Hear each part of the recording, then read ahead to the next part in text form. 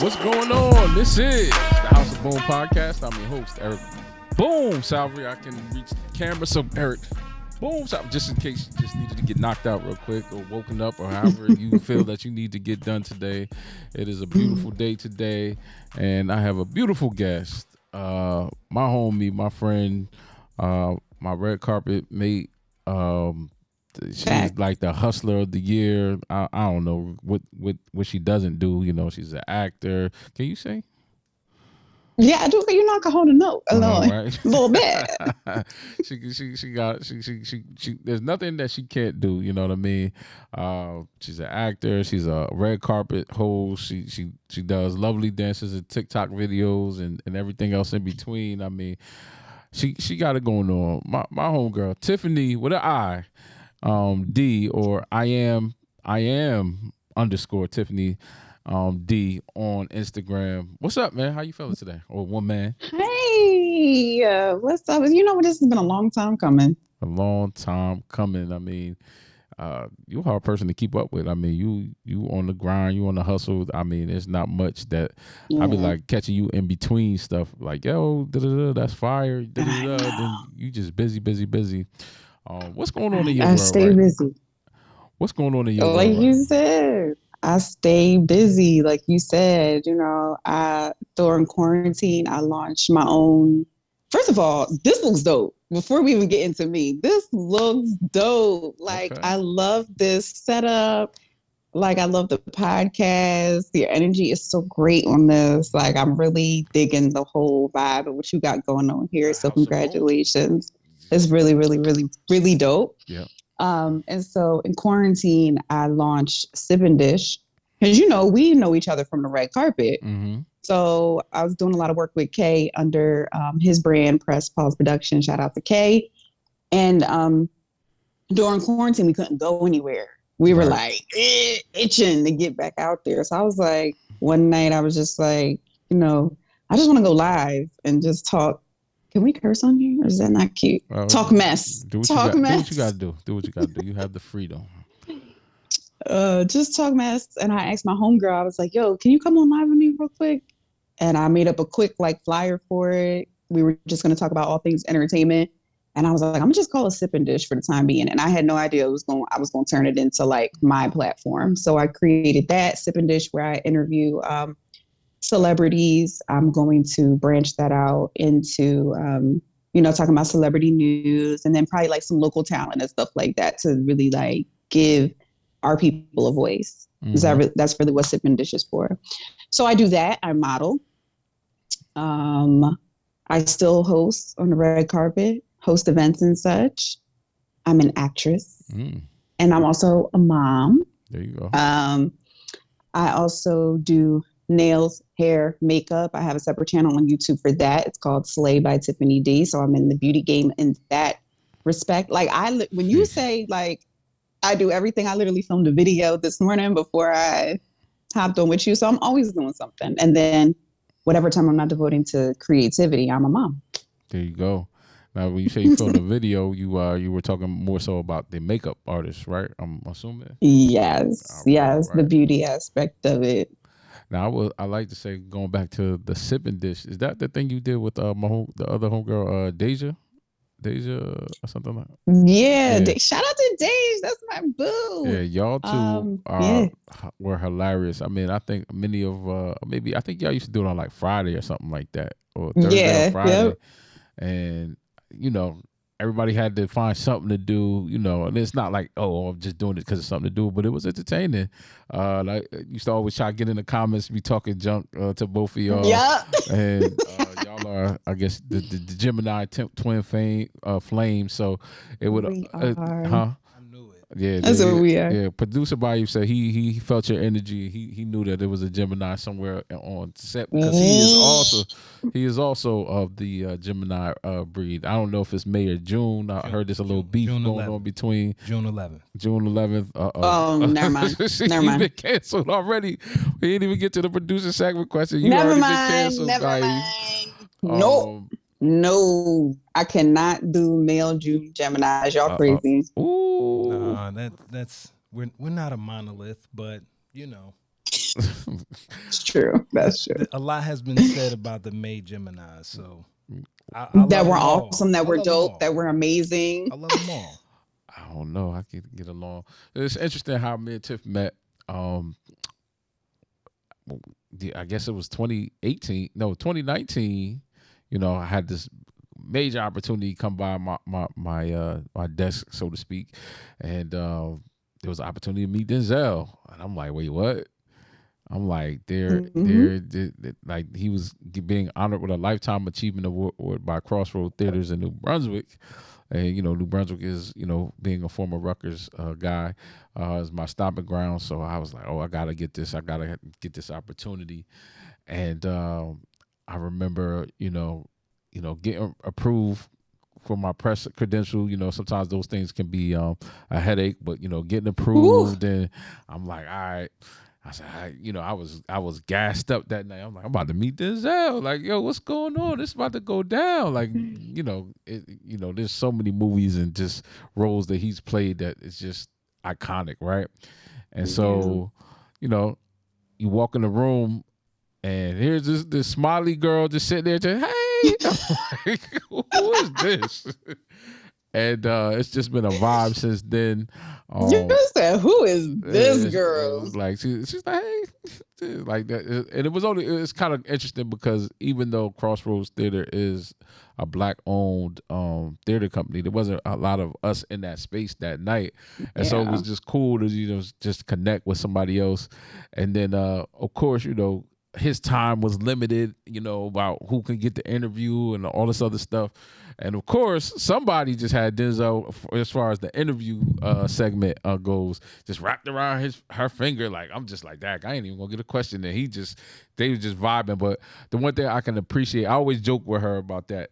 But the one thing I can appreciate that is that when you have great interview skills, you kind of make the interviewer get lost in time, where people don't think about time slots or however else.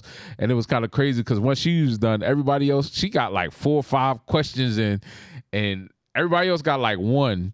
And I had to fight for my little half a question. You did. And I was and they were done. They were wrapping up. And I had to get like real gangster. I had to get real boom on them. I'm like, I got a question. And then, can I get my question? And then the funny thing was, I was like, I got a question, and then my mind went blank, and I was like, oh, I forgot what I had to ask him, because it was kind of like that rushed moment or whatever. And we still, it was a funny moment. We laughed about it. Now I guess I can tag it to this video when we edit it. But what goes into really for you being able to have those good interview skills? You know what's funny? Before I answer that, it seemed like I had a long time with him, but if you watch the interview, it was only 2 minutes. And it feels different when you're in the space. And it's because of what I'm about to tell you. It felt longer because I had my questions prepared. Mm-hmm. When I came, sometimes when you go into an interview, like this is my preparation process. Sometimes when you go into an interview and you know that you're not restricted to time, you kind of have questions in your mind that you want to ask, like list of like 20 just to be safe, right? You're not going to ask all of them questions, right? But just to be safe, you have those questions. When I know that I have, okay, he's only answering 3 questions per person, then I strategically pick the 3 questions that I want to ask and make sure that I boom, boom, boom, ask them. You know what I'm saying? And that was the case with Denzel, because they were like, yeah, he's going to do an interview, but you get 3 questions apiece and that's it. So I had to like go through my list and pick out which ones I felt were like the audience would want to answer, questions that maybe he doesn't get a lot, because I know he's done like thousands of interviews and probably heard every question under the sun. But I tailor my preparation into the individual interview. And that goes into the question that you asked me, like what makes a dope interview? Well, first of all, personality. You got to be personable. Everybody ain't built for this life. You could have amazing questions and thought-provoking questions, but if you don't have personality, it's going to come across dry. It's not going to translate. The person that you're interviewing is not going to be comfortable enough to like want to answer these questions. They're going to be like, okay, it's just going to come off dry. So you have to have the personality. You have to have the perseverance, because you know how stuff go when we go to these events. You could have something scheduled or not. You sort of have to like kick the door in and make make your own opportunities.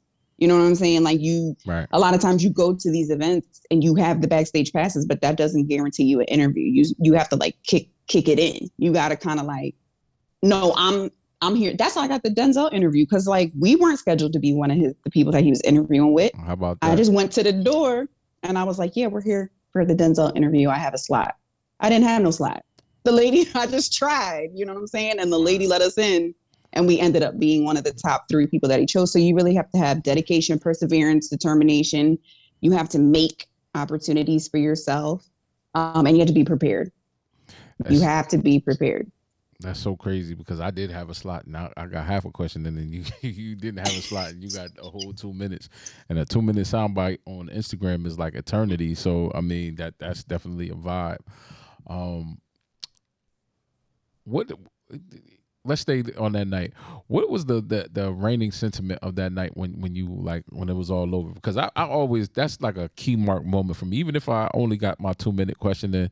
But that was like a really like I thought like if we didn't have that pandemic, like I was like, yo, this is it. This is it can only go up from here, because it was still like such an exclusive experience for me. But what was that night for you?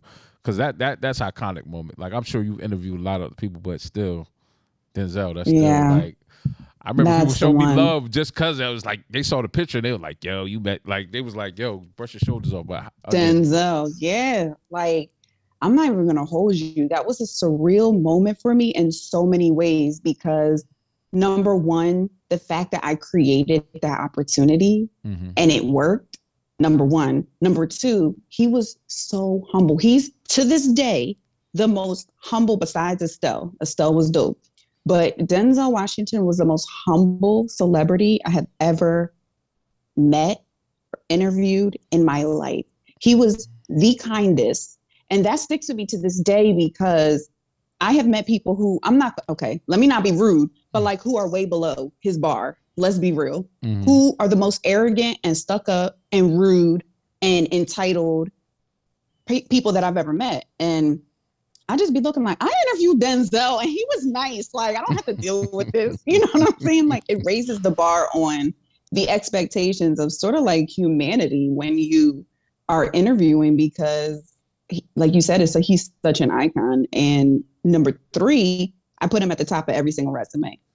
Every single resume, the first thing I say, I interviewed Denzel Washington. Boom. That's the first link I post when I'm showing people my work. That's the first thing that I put in. It just like, just Denzel. Right. It's Denzel.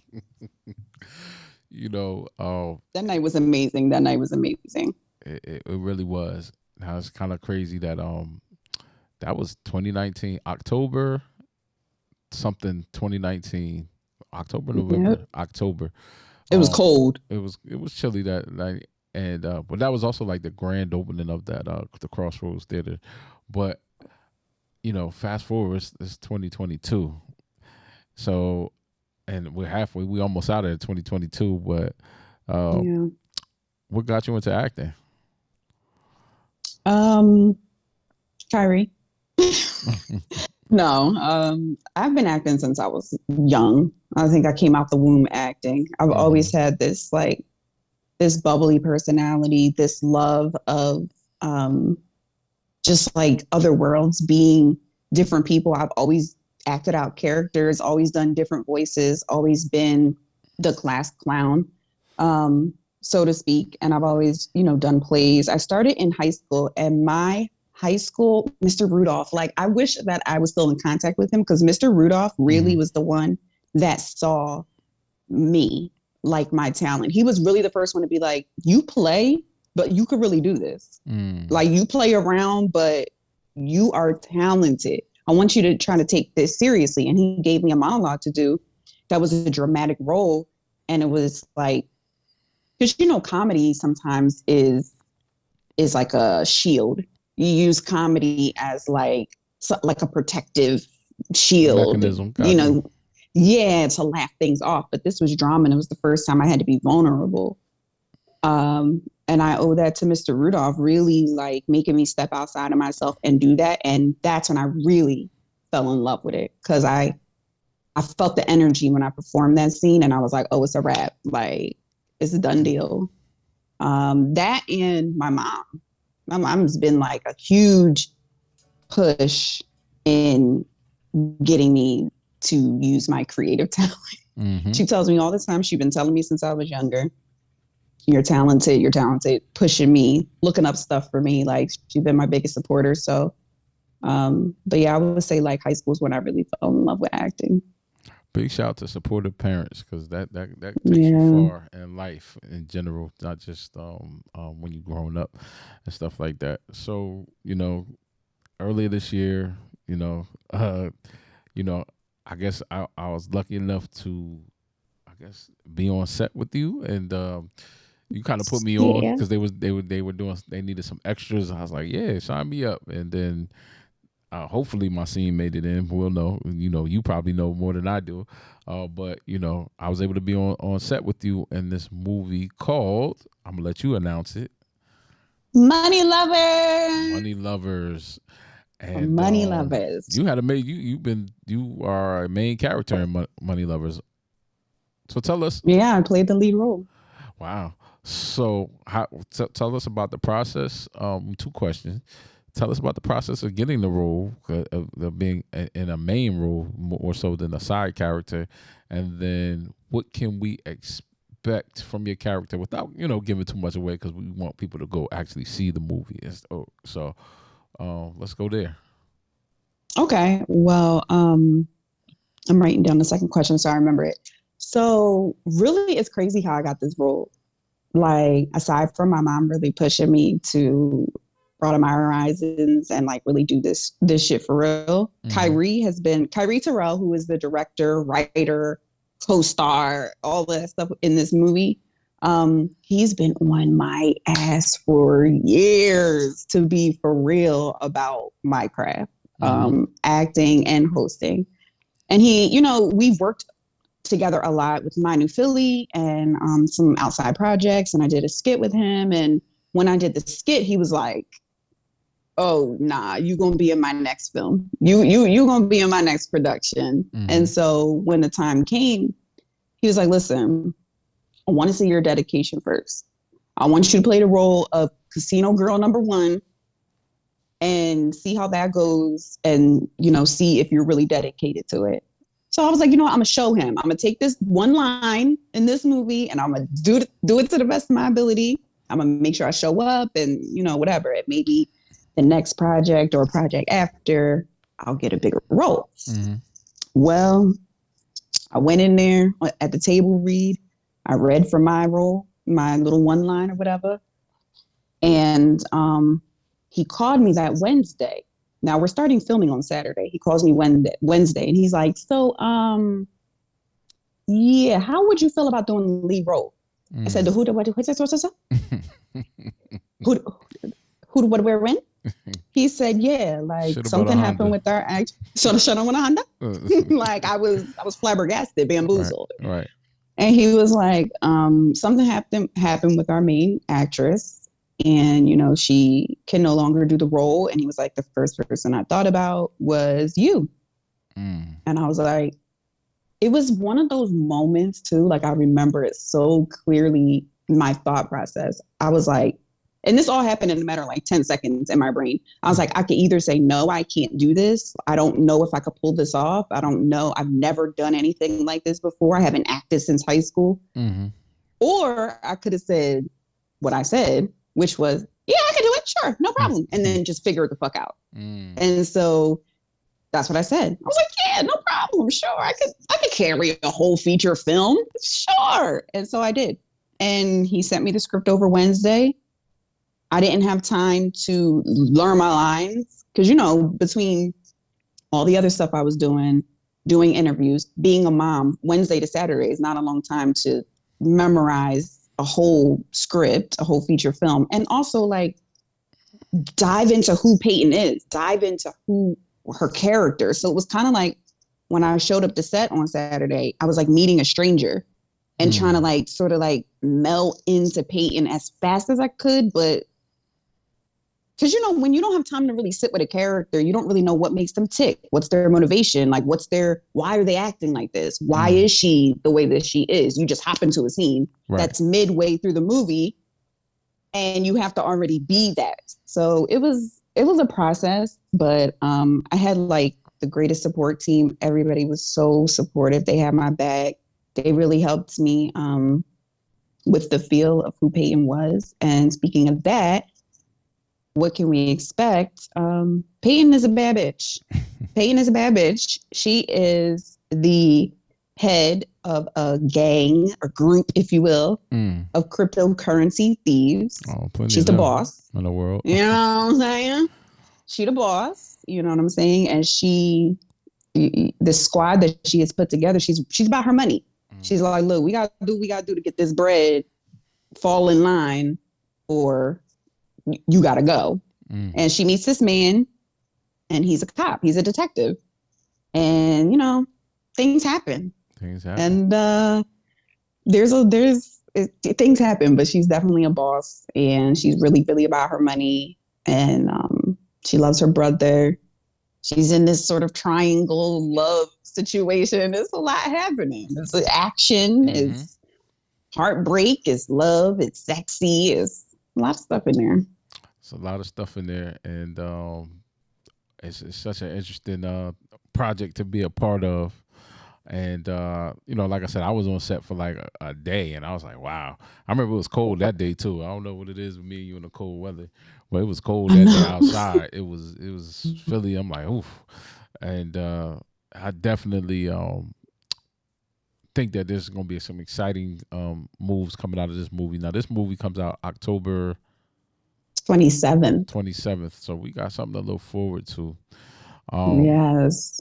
Before we get too further down the line, I'd like to give producer Bayef the floor. Now, your Gemini, your twin flame, or maybe no, he's not your twin because he's in the other month.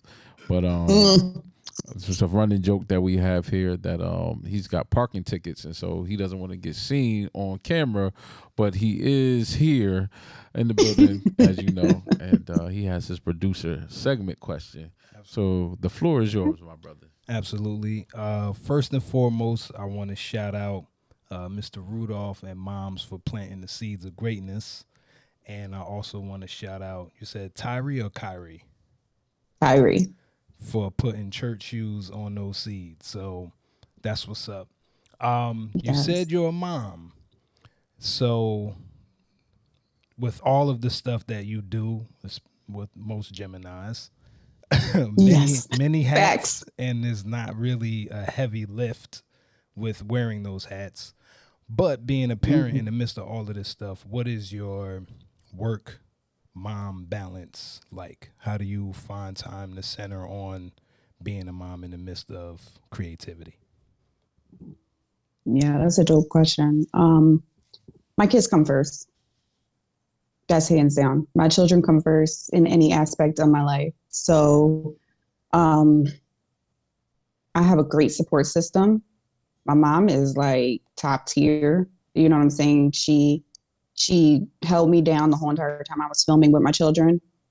And I think it really is just about like showing my kids the determination and that you can run a household and be a mom, and that's great and all of that. But you can also follow your dreams. You don't have to lose yourself just because you could become, a mom. You can always follow your dreams. And I just want to show them determination that I'm not going to use anything sort of like as a crutch or an excuse to not follow my dreams. Because I could very well be like, oh, I'm a mom, I can't do this. I'm a mom. Like I show them that take every single opportunity, be dedicated to it. And you just have to learn how to like balance it all. But I always make sure I put them first. And if I can't do something, I can't do it. If I can't do something and my kids need something first and I can't do it, I can't do it. I can't do it. Sorry. No, and a lot of times I take my kids with me. I take my kids with me. And it's dope because they can see me work and they can also see that you can do it all. You can have it all. You can have it all. Don't let them fool you. You can have it all. Take that shit. It's already yours. What do you have?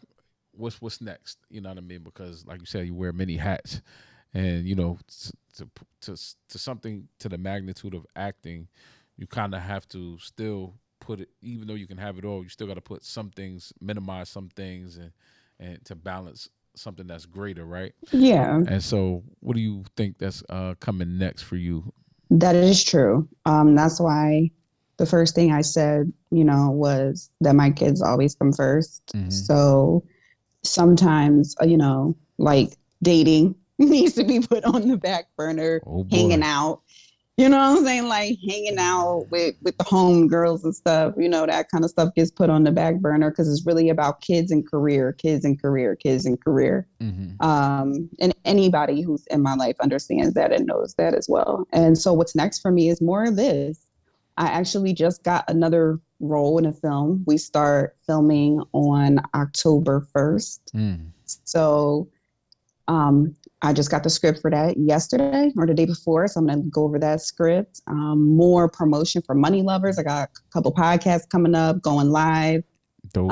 So focusing really on the promotion of Money Lovers because we really want to make this shit big so it can get to streaming platforms and all of that. Because I really feel like with all of the talent in this movie, when people really see it, there's going to be opportunity for everyone who was a part of it, I believe. That preview looks fire, by the way.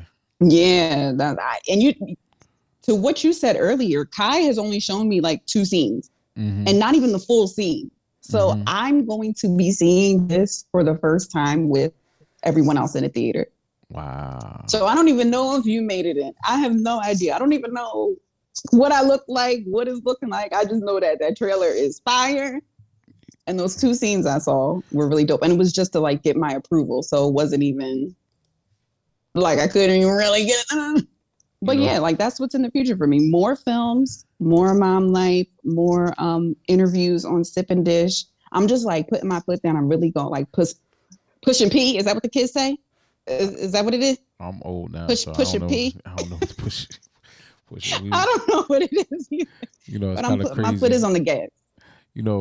It's kind of crazy. Before I go, I'm a sidebar. We were having a conversation with somebody earlier, and I was like, "Yo, sometimes you see some of this stuff in the news, like with certain rappers and certain just different celebrities. I be like, I don't even know who that is. I'm like, I'm getting there. I be like, I don't know. That's but you know crazy. what? It's just like adulting where you just like I got so much other stuff to worry about that going on. There's like dang, you say your prayer for whoever, and then you keep it pushing. But people tell me all the time, they be like, "How you don't know who this is and you're in media?" Let me tell you something. When an opportunity presents itself, that's when I do my research. That's when I find out who the person is, what they did, who. I don't got time for all of that to be on social media all day long to be looking. I don't have time for that. I will look them up when I got to interview them. It's funny you said you model too, and it was interesting because I had took like a little break from social media for a couple of weeks because August I really didn't put nothing out as far as the podcast, and so then I took like 2 weeks off or 2.5 weeks off, just not on Instagram and all that stuff. And of course I come back on Instagram and the first thing I see is that picture that I guess that photo shoot with like you and the dreads and all that. That joint was fire, bro. I was like, dang. I was like, I said, all right, she's really not playing right now. You said something in regards to relationships. Now, mom first, obviously, and then you said you got to kind of balance. How has that been with juggling all that and really trying to, I mean, a good-looking woman. I'm sure you get plenty of advances. Guys want to holler, but it's like time is money, right? How do you juggle that in your own, in your own way, in your words?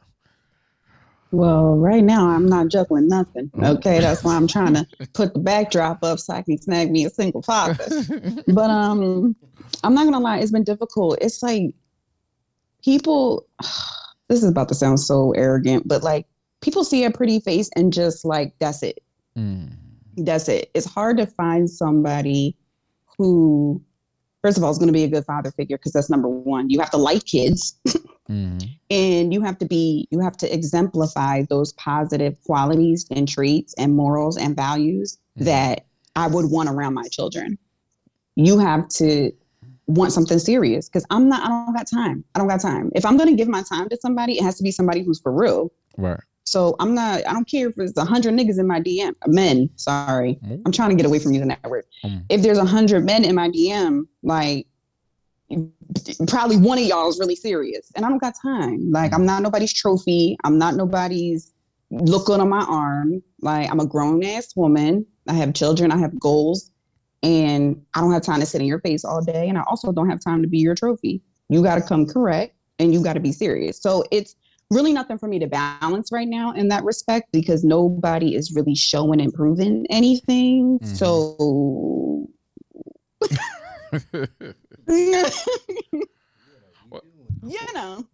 You know, as being even as professional as you are, do you prefer to date a guy with kids or without kids? Because I think I always hear about those dynamics when it comes to single moms. It's just a lot different, you know.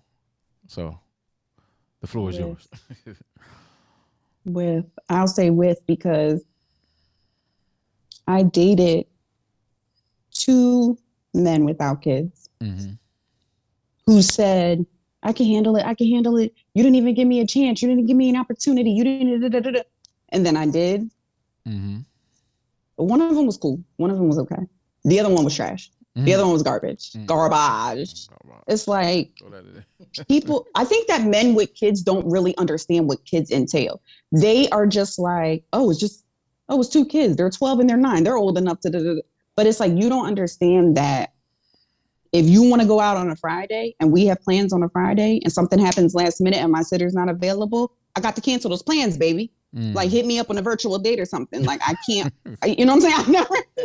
I never know what's going to happen. It's unpredictable when you're a parent. And I think that fathers who are active in their kids' lives understand that, because they know what it means to, like, yeah, we had plans at 10 a.m. for a breakfast date, but, like, I'm mad tired from the night before. Can we push it back? You know what I'm saying? Like, they're more flexible and understanding in not always being readily available for them, and that they're not going to ever be first. Like, you're not going to ever be number one. Sorry, babes. Like, I can't, and I won't, you know? So it's very hard to find someone who understands that, because you could say you understand it, and then you get in a relationship and you see how it really is, and the type of mom that I really am, because I really do this mom shit. I really do this mom shit. And as you should. Then you're like,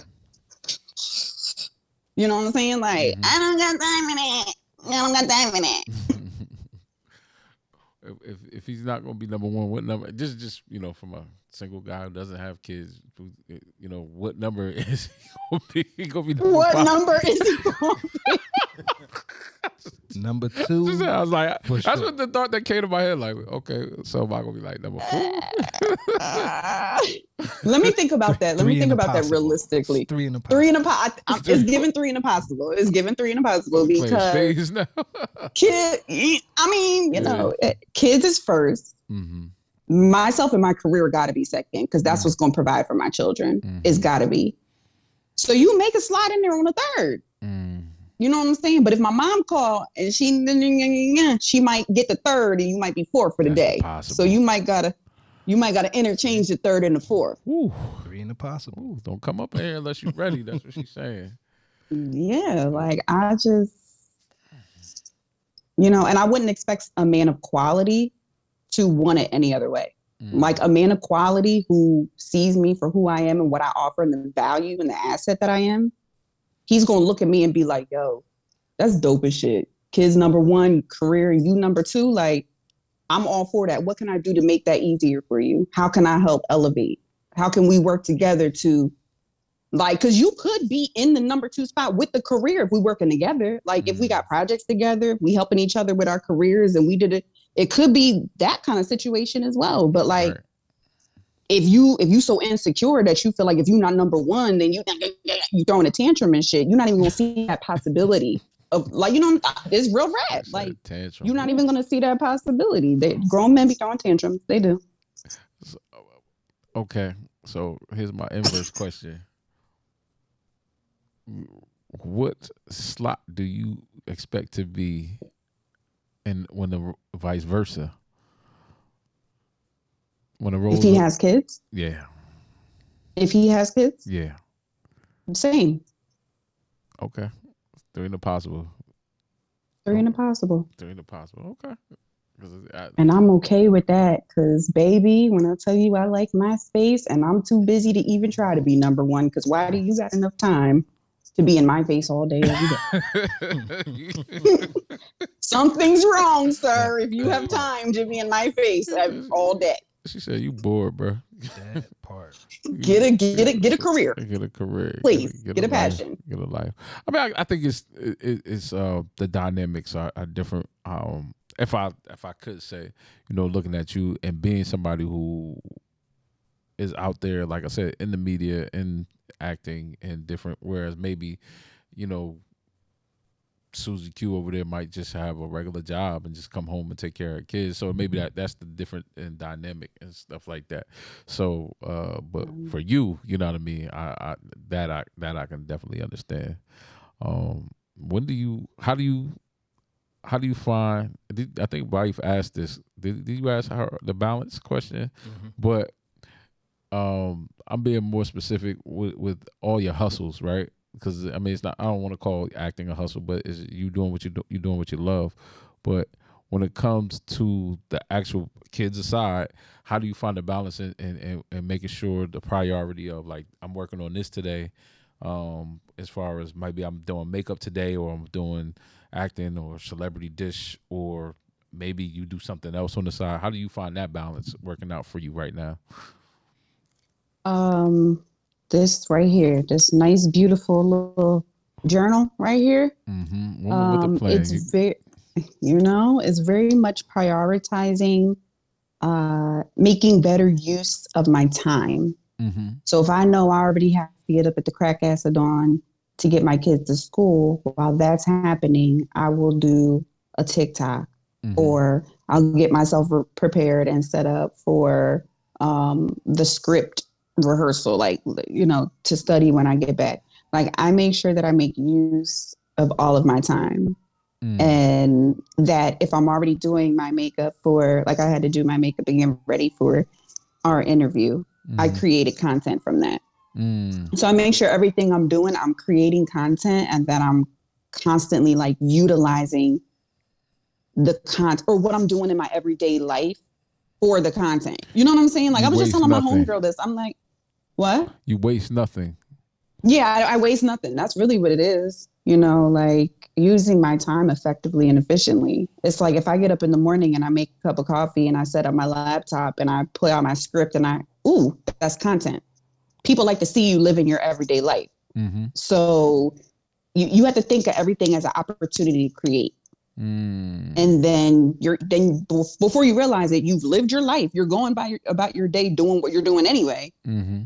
But you've created 7 pieces of content from that. That's a bar. So I just think about it in that respect. How do you time management, people? Time management. What time you in the bed at night when you're not on set? Child, you can catch me in the bed at 8 p.m., 8:30, 9 o'clock at the latest. Good night. I'm tired. I'm tired. Now, I'm an early riser. That day I saw you on set, you looked like you was done. It was late that day too. And Bro, I was annoyed. My bed was calling me. So we got about a few minutes left, and I want to give you a chance to just shout out anything that you want to shout out, anywhere that people can follow you, anything that you're working on. Like I said, celebrity dish, sip and dish, or sip and dish. Yep. The sip and dish. I was gonna say dish and sip, or slip and dip. Slide. Slip and dip. But anything that you want to shout out right now, the floor is yours. All right, y'all. Well, thank y'all so much for listening to me ramble today. But make sure y'all go check out Money Lovers. Money Lovers is premiering on October 27th. That's the VIP night. And that's the night where you're going to be able to watch the film, go on the green carpet. We're having a green carpet, take pictures with the cast and the crew. And you're also going to be able to hear us speak after the film is over. So we're going to have like a Q&A session in the theater after the film is over. And then after that, it's an after party. So that is going to be on October 27th. You can come party with the cast, ask us questions. It's a great networking opportunity because there's going to be producers, directors, writers, filmmakers, and all that kind of stuff there. So that's October 27th. October 28th is just a regular night. You know what I'm saying? If you don't want all the hoopla, just come out, watch the film. October 28th. It's going to be at King of Prussia Theater. Mm-hmm. Regal something or other, but I always say King of Prussia Theater because it's the big theater in King of Prussia. Right. And you can get tickets at moneylovers.eventbrite.com. Mm-hmm. And the link is in my bio on my Instagram, which is _Tiffany with an I, D. Okay. Okay. And then my upcoming film, Criers. I'm working on that now. That's going to be coming out. And I'm doing a series called Dope Girls. That's going to be coming out soon. And then I was just in another film that's going to be coming out soon. So I got a lot of stuff going on. Check out my Instagram for updates. You know, it's funny. You know, this let me tell you, this little Gemini thing you and Vaif have going on. So he's like in the background, you're running down the thing. He's like, where?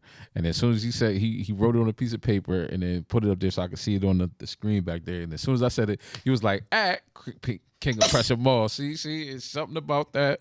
Y'all on the same page. Geminis, we do be here. We do. Y'all there. Twin vibes. So y'all make sure y'all check her out. Y'all make sure y'all follow her. Make sure y'all keep up on her Instagram. Make sure y'all follow her TikTok. Sometimes she just, you know, she's the type of person who you might be bored in the middle of your day and you'll see her do a dancing video with her daughters or just something just silly. I'll call her. One day I hit her. I would say, you definitely was a cheerleader in high school because it's just there. I was. It's just like, because nobody do the moves like that and keep the smile. Like usually people be all focused and just they be like mean face and they be mad serious with the little, I call it the tummy, the yummy in my tummy dance that everybody does and stuff like that. But, she always got a smile on her face, just good energy, positive energy. It's been like that since day one. It hasn't fallen off. I even remember when we was on set and I got thrown. Hopefully, I in the scene that you'll see in the movie, and I look over. She's like, "Somebody got to roll." I'm trying to be like that serious, like, because I'm hyper focused now. I'm like, oh, what do I do? But it was cool that, you know, to have that type of support and just know that the energy that she gives is genuine.